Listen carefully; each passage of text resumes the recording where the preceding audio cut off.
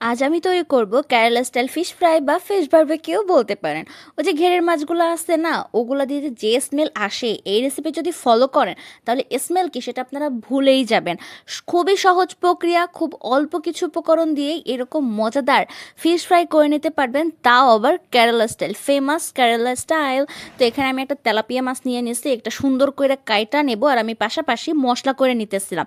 মশলার জন্য এখানে আমি একটু রসুন দিয়ে দিছি, একটা অল্প কিছু আদা, আর পরিমাণ মতো ঝাল দিয়ে দিছি, কাঁচামরিচের ঝাল। অল্প একটু জল দিয়ে ব্লেন্ডার করে নিছি। পাশাপাশি আমি এখানে কাশ্মীরি লাল মরিচের গুঁড়া দিয়ে দিচ্ছি, ধনিয়া গুঁড়া, হলুদের গুঁড়া, আর দিয়ে দিচ্ছি গোলমরিচের গুঁড়া। দিয়ে দেওয়ার পরে এখানে আমি পরিমাণ মতো লবণ দিয়ে দিতেছিলাম, আর দিয়ে দিব লেবু।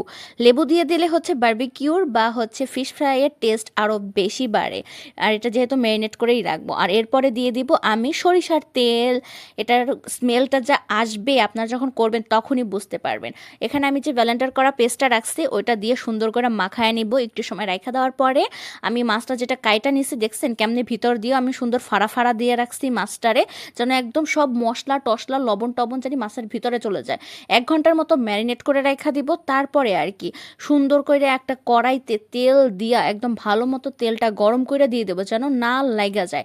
লাইগা গেলেই ঝামেলা ভামা, লাইগা গেলেই হচ্ছে গিয়া আপনার যে মাছের সবই কড়াইতে লাইগা যাবে। দেখেন আমি কিভাবে এটা ভাজতেছি।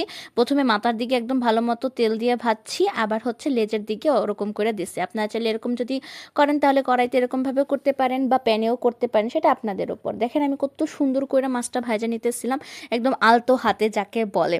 তো দেখছেন মাছটা এত সুন্দর ভাজা হয়েছে, একদম দেখেই একদম ক্রিস্পি লাগতেছে, আর কি খাবার কথা তো বাদই দিলাম।